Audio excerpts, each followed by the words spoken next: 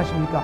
우리 백고의 총회가 이제 한 달 남짓 남았습니다. 매년 총회할 때마다 핫 이슈가 있지 않습니까? 최근에 계속해서 핫 이슈가 되고 있는 정년 영자권은 매년 올라와서 찬반 토론이 되기도 하고 그랬습니다만 오늘 이 이슈를 가지고 서로 대화를 나누도록 하겠습니다. 정년 연장을 찬성하시는 함성희 목사님 그리고 반대하시는 박창식 목사님 두 분을 모셨습니다. 오늘 두 분과 함께 우리들에게 정말 좋은 시간이 됐으면 좋겠습니다. 두 분 감사합니다. 반갑습니다. 자, 그러면 먼저 반대 발언부터 먼저 해주셔도 좋을 것 같은데. 찬성부터 먼저 하시고. 먼저 할까요? 예, 그리고 나서 반대를 하는 게 어떻겠나 싶어요. 예. 제가 정년 연장에 대하여 찬성하는 가장 큰 이유는 현실적으로 척박해져가는 목회 현장과 목회자를 배출하는 신학교의 졸업생 수가 매년 감소하고 있기 때문입니다. 기독신문 작년 가을 2023년 9월 13일 보도에 의하면 우리 교단의 목회자는 1년 만에 2천여 명 감소하는 등 큰 폭으로 떨어졌노라고 보도한 적이 있습니다. 이는 전년도 26,168명이던 목사 수가 1,242명, 4.7% 감소한 24,926명으로 집계되었고 강도사는 70명, 9.5% 감소한 666명, 전도사는 710명, 6.3% 감소한 1643명이 되었노라고 보도한 적이 있습니다. 제가 그것을 도표로 한번 만들어 와봤습니다. 강도사 목사 고시 응시생 추이. 실제로 우리 교단에 2019년도에 강도사 고시 응시자는 795명이었습니다. 다음에 2020년도엔 612명, 513명, 545년, 금년에 424명이 강도사 고시 응시를 했습니다. 매년 줄어들고 있는 실정이죠. 이와 같이 목회자의 숫자는 점점 줄어드는 교회 일꾼이 부족한 시대에 나이 70이 되었으니 무조건 내려와라. 은퇴를 종용하는 것은 깊이 생각할 문제가 아닐 수 없다는 것이죠. 1992년 제77회 총회까지 109년 동안 목사, 장로, 교회 직원의 정년에 대하여 아무도 이의를 제기했던 적이 없습니다. 그러나 정년이 생기게 된 동기는 우리 한국교회는 1970년대부터 1990년에 접어들면서 교회가 크게 부흥하고 교인 숫자가 기하급수적으로 늘어나면서 정년이 생기게 된 것입니다. 그것을 제가 도표로 한번 만들어 봤습니다. 우리 한국교회 교인 증가표를 보게 되면 1950년대 50만, 1970년대 300만, 1985년도에 640만이 되었고 91년도에는 837만이 되어졌습니다. 당시 교회는 한정되어져 있고 목회자와 또 교회 일꾼이 점점 많아지니 젊은 목회자들이 설 자리가 없게 되자 후배들을 위해서 1992년도에 정년제를 만들게 된 것입니다. 그러므로 당초 목사 장로의 정년은 없었던 것인데 당시의 교회 상황에 맞추어 법이 만들어졌다면 지금은 농어촌뿐만 아니라 도시교회, 서울교회, 교회마다 교육자 숫자가 모자라 담임 목사가 모시기 어려운 것은 말할 것도 없고 부교육자, 부목사, 전도사의 부족으로 어려움을 지금 겪고 있는 상황입니다. 이제는 다시 시대적 상황, 교회적 상황에 맞춰 부족한 목회자를 세워가야 할 것이기에 정년을 연장하여 목회자 수급의 대안을 마련하자는 차원에서 저는 정년 연장에 찬성하고 있는 것입니다. 예, 찬성 의견 잘 들었습니다. 이제 반대하는 생각을 좀 풀어놔 주십시오. 네, 한 목사님 너무 준비를 철저히 하셔서 설명을 참 잘 들었습니다. 그렇지만은 반대를 위한 반대는 아니고 우리 교회를 사랑하는 그런 마음으로 때로 의견을 낼 때도 필요하다. 그런 전제로 말씀을 드리는데 현재 우리 한국 교계의 정년 연장을 반대하는 입장은 대체로 세 가지로 정리가 되는 것 같습니다. 첫째는 인사가 현재 적체되어 있다. 누가 뭐라고 그래도. 그래서 세대 교체 자체가 매우 지연되는 문제를 안고 있다는 것이고 또 이 고령화 사회의 연장과 더불어서 이 목회적인 역동성의 저하는 불을 보듯이 뻔한 현상으로 나타나 있고 정말 이 조석병개하는 시대에 우리 목회자들이 잘 적응할 수 있겠는가 하는 이 부적응의 현상들을 일반적으로 얘기를 많이 합니다. 한 목사님이 어떤 그 통계를 말씀하셨는데 저는 뭐 조금 업데이트가 필요하겠습니다만 2020년도 우리 종신 교수님의 논문과 신학 진함을 가지고 제가 말씀을 드리면 그때 우리 교단 목사의 숫자가 한 19,000명 정도로 봤을 때 담임 목사가 1만 명이고 부목사와 기관 목사를 합했을 때 한 7,400명, 모임 목사만 해도 1,200명이나 된단 말입니다. 이렇게 되어지면 부목사와 기관 목사가 차지하는 비율이 39%나 해당되죠. 또 50세 이상의 목회자가 14,000명으로 74%나 이미 차지하고 있는 상당한 그런 문제를 가지고 있는데 향후 10년 안에 우리 교단에서 이 현재 70세 정년제를 유지한다고 했을 때 은퇴하실 목사님이 한 6,600명 정도로 그렇게 추정이 되어진다고 생각을 하면 현 체제로 가더라도 목회의 길에 꿈을 가지고 하나님의 부름을 받아서 들어와 가지고 담임 목회에 나가지 못하고 은퇴해야 될 사람이 적어도 30%에 해당되는 사람은 전혀 담임 목회에 나가지 못하고 있다. 이렇게 볼 때 미니멈 5년 또는 맥시멈 10년 정도는 우리 교단이 적어도 한시적으로라도 이 정년 70제제를 유지해 줘야 이 적체된 인사가 공간이 생기고 새로운 세대가 들어와서 우리 조직이 매력적인 정말 젊은 세대들이 목숨 걸고 들어올 만한 그런 아주 이 선순환 구조가 되어질 수가 있다 하는 거. 지금 현재 부교육자 수급이 어렵지 않습니까? 이게 정년 연장과 바로 연결되는 것은 착시다 하는 생각을 제가 가지고 있고 이런 것으로 우리가 볼 때 만약에 여기서 몇 년 연장한다면 우리가 이 심각한 이 인사 적체의 문제가 일어나고 50세 이상은 훨씬 더 늘어나게 될 것이고 그럴 때 목회적인 이 우리나라 조직 어떤 단체보다도 목회적인 역동성, 조직적인 역동성은 뭐 현격하게 떨어진다 하는 것에 대해서 저는 우리 연장을 개인적으로 반대하고 있습니다. 두 분 말씀 잘 들었는데 한국 교회 교인들은 계속 늘어나고 있는지 줄어들고 있는지 그런 거 한번 생각을 좀 해야 될 것 같다. 자, 그러면 앞으로 뭐 정년을 연장을 하면 뭐가 크게 달라질까? 우리 목사님도 또 우리 반대하시는 목사님도 생각들이 계실 텐데 두 분 생각을 좀 먼저 하시죠, 박 목사님. 예, 제가 우리 뭐 지금 해마다 우리 교단에서 뭐 헌의가 되고 있지 않습니까? 그래서 저는 이 문제가 우리 비단 교단만의 문제가 아니고 사실상 우리 사회적인 문제와 깊이 맞물려 있다 이런 생각을 이제 개인적으로 갖고 있습니다. 예를 들어서 제가 이제 좀 주목하는 것은 세대별로 볼 때 베이비붐 세대에 대해서 개인적으로 주목하고 있습니다. 우리가 55년부터 63년생이 한국에 차지하고 있는 전체 인구의 34%나 된단 말입니다. 예, 그래서 이 인구가 사실은 우리 목회자들도 여기에 지금 굉장히 향후 10년 안에 63년생이 물러나면 10년 된단 말이잖아요. 이 10년 안에 물러날 6,600명이나 되는 사람들이 대다수 이 베이비붐 세대 안에 묶여 있는 게 사실이에요. 저도 베이비붐 그렇습니다. 저도 이제 마찬가지고 대상자가 되어지는데 정말 부흥의 세대였고 하나님 앞에 부름받아서 민족사나 교회사에 큰 부흥과 발전을 가져왔던 정말 쓰임받은 공로 세대임에 틀림이 없습니다만은 뭐 조금 노골적인 표현이 될지 모르겠습니다만은 이 세대가 한국 사회 안에 약 800에서 1000만 명의 숫자가 있기 때문에 이 사람들이 굴러오면서 사회를 바꿨단 말입니다. 지금도 이게 우리 교단 안에도 600~700명의 10년 안에 물러나실 목사님들이 여기에 집중돼 있어요.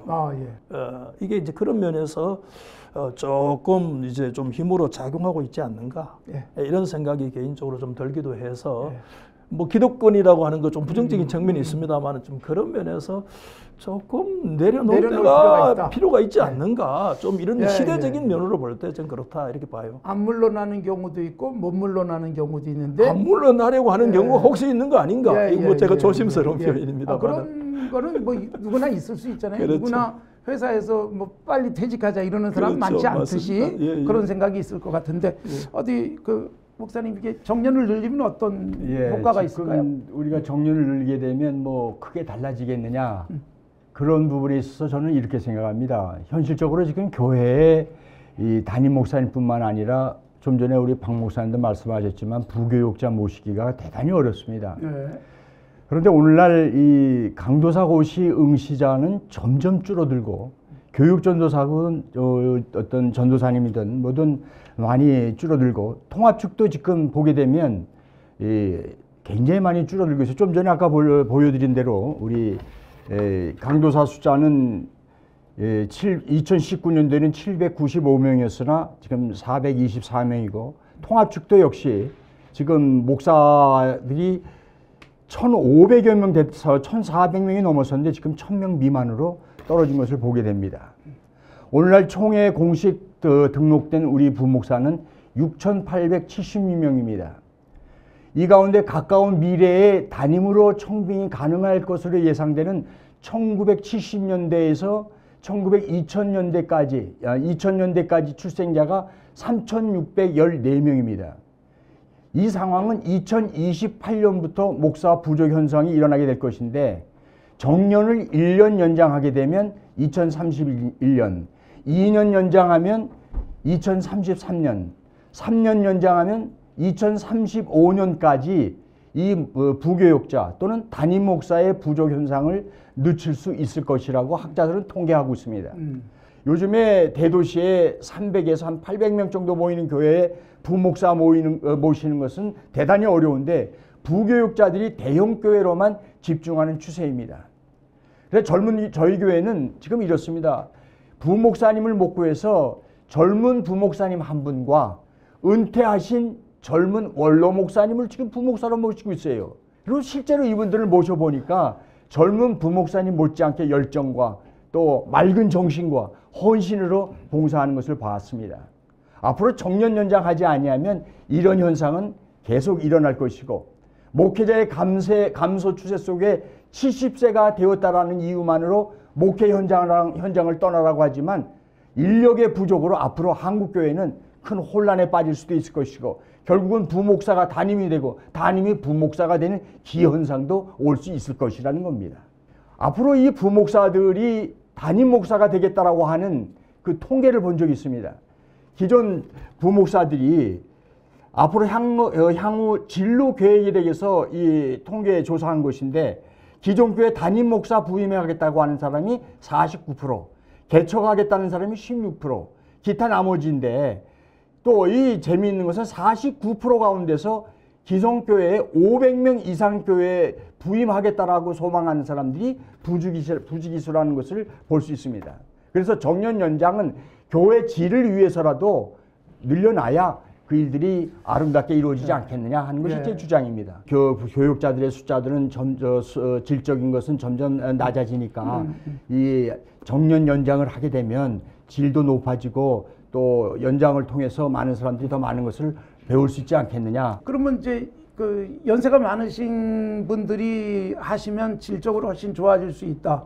우리 MZ세대의 숫자가 많이 줄어들고 있고 지금 우리 인구 분포도에서 보면 65세 이상이 30% 이상을 차지하는 현상이 되고 있는데 그렇기 때문에 정년을 연장해야 된다는 쪽으로 이렇게 제게는 좀 들렸어요. 근데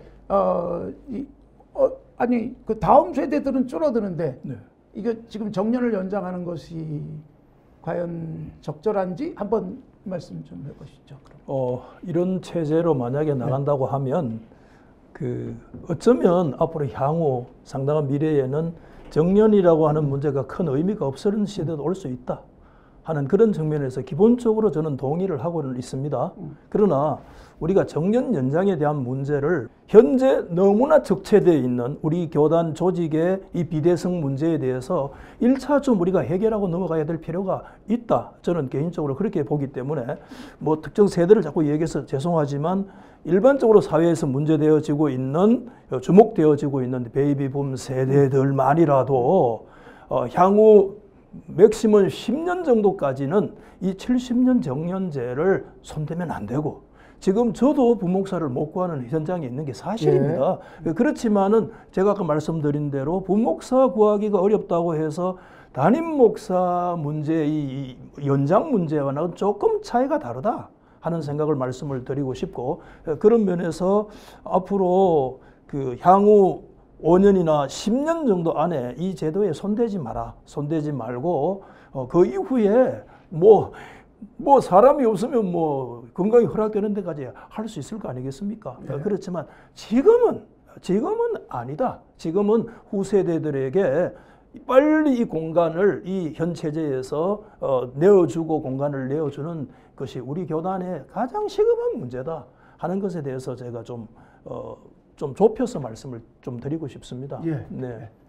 근데 저는 그거에 대해서는 좀 반론을 제기하고 싶은 것은 네. 지금 당장 우리가 은퇴를 하게 되면 차제에 우리 목사 은퇴 예상자 숫자는 지금 계속 2035년까지 쭉 늘어납니다. 그러나 강도사고시 숫자는 점점 줄어납니다. 그리고 은퇴자는 점점 많아지고 이런데 지금 물러나가게 되면은 앞으로 교회에 맡길 사람 없습니다. 아까도 좀 전에 말씀드렸지만 약 49%만이 목회의 소명을 갖고 있지 나머지 분들은 목회의 소명을 갖고 있지 않습니다. 다른 방법을 갖고 다른 하나님의 일을 하겠다 하겠지만 다른 일을 쪽으로 가려고 한번 공부를 한다든가 어떤 교육기관이라든가 다른 쪽으로 가겠다고 지금 생각하고 있기 때문에 정년 연장을 해놓으면은 교회는 더욱 후배 세대들을 키우는 일에 있어서도 유리하다. 저는 그렇게 생각합니다. 베이비붐 세대가 이제 은퇴를 하는 숫자가 많아지기 때문에 생기는 일시적인 현상은 아닐까요? 뭐 그렇게 볼 수도 있겠죠. 네. 그러나 지금 당장 앞으로 이 5년 후를 내다보게 되면은 5년 후의 사람들은 이미 담임 목사님이 모자란다. 근데 이제 사실 지금 저 한국교회 주일학교를 보면 주일학교가 문 닫는 교회들이 많아지고 있다는 거죠. 상당하죠. 그러면 지금 20대에서 기독교인 비율이 10% 정도. 그 다음에 그 20대 이하, 10대로 내려가면 기독교인의 비율을 10명 중에 몇 명인가가 아니라 100명 중에 몇 명인가를 계산해야 되는 상황이 오고 있기 때문에 그런 부분을 감안하고 계시는 겁니까? 네, 저도 그런 예. 생각을 이제 가지고 있는데 예. 사실 뭐 이제 이런 우리가 뭐 예측은 굉장히 하나님 앞에서 송구한 예측이긴 하지만 현실적으로 신학생들의 지원율이 떨어지고 있는 건 사실입니다. 예, 예. 통계가 우리 뭐 종신만 해도 현격하게 이제 줄고 있는 건 사실이고 그럼과 동시에 성도들의 숫자도 줄어들고 기본적으로 교회 숫자가 현격하게 줄어들고 있다. 사실은 이제 제가 소속된 노예만 보더라도 지난 한 10여 년 동안에 교회가 상당한 숫자 한 10개 정도가 없어진 거예요. 소위 미자립 교회. 예. 그 목사님과 함께 교회의 운명과 모든 것들을 함께 해야 될 그런 교회들이 노예 안에 상당한 숫자가 차지하고 있고 우리 166개 노예만 생각하더라도 전국에 이게 수천 개 된다고 저는 봐요.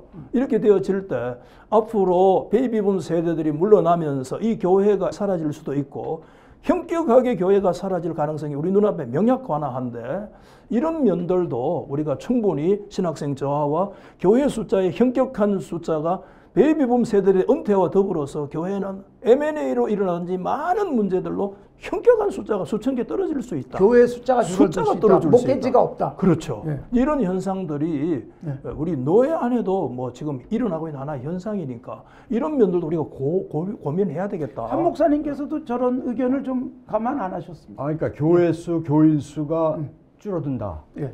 그러니까 목사 수도 줄여야 된다. 예. 그거는 옳지 않다고 봅니다.